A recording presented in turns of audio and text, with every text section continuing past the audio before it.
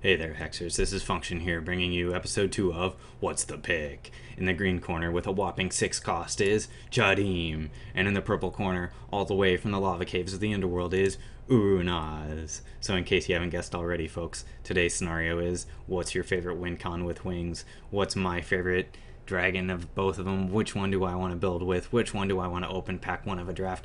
Which is the bigger bomb? Yeah, that's a scenario. What is the bigger bomb? Alright, so let's talk over the two cards. So Jadiim is a 6 cost double wild threshold dragon with 4 attack and 4 defense.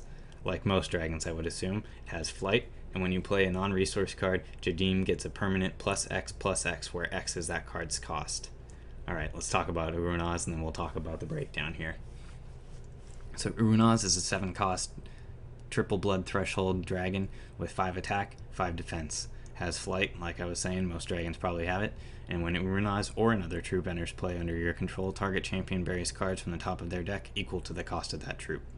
When Uruunaz deals combat damage to a champion, you may put target troop from that champion's graveyard into play under your control. It's an awful lot of text. Let's simplify it a little bit. So what that means is when Uruunaz or any other creature comes into play under your control, even if it's a token generator, it doesn't matter if it came in from your hand or just from anywhere else, as soon as it comes into play, your opponent's going to mill some cards from the top of their deck based on the cost of that troop. And when it hits your opponent, because hopefully you've milled some cards into their graveyard, when it actually lands and does damage to the opponent, it's going to take one of those troops from the opponent's graveyard and put it directly into play under your control.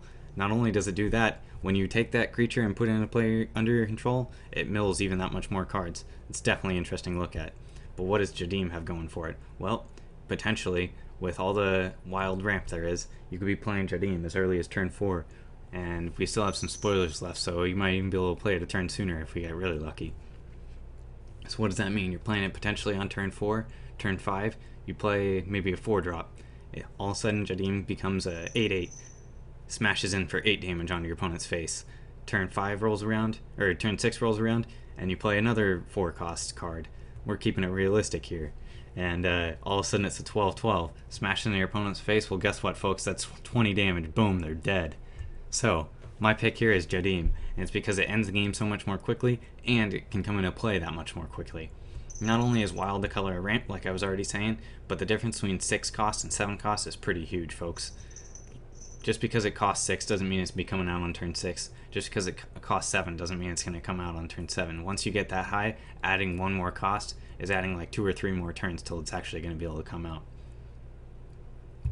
So, yeah, that's my pick. Jadiim ends the game, comes out sooner, and when it does come out, it's going to end the game that much quicker. Uruunaz definitely has a lot going for it, but I just can't justify it, especially with a double threshold. It's going to be that much more easy to play if you're playing 2-color deck.